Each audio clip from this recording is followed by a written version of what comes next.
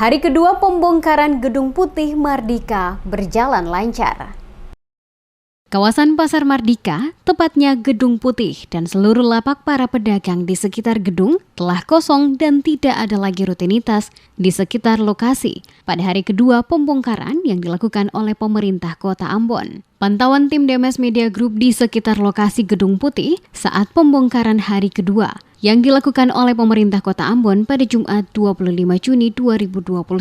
Terpantau puluhan lapak pedagang yang terbuat dari seng maupun tenda, baik di dalam lokasi gedung maupun di luar pagar gedung telah dibongkar seluruhnya. Alat berat eksavator juga terlihat meratakan bangunan-bangunan di samping kiri kanan gedung dengan dikawal oleh petugas TNI Polri dan Satuan Polisi Pamung Praja yang ditugaskan untuk mengamankan lokasi. Sementara di dalam Gedung Putih tidak terlihat lagi rutinitas dan bahkan aliran listrik telah diputus sehingga nampak gelap. Beberapa pedagang yang berjualan di dalam Gedung Putih maupun di area sekitar gedung masih terlihat mengangkat barang-barang dari dalam gedung yang dapat digunakan.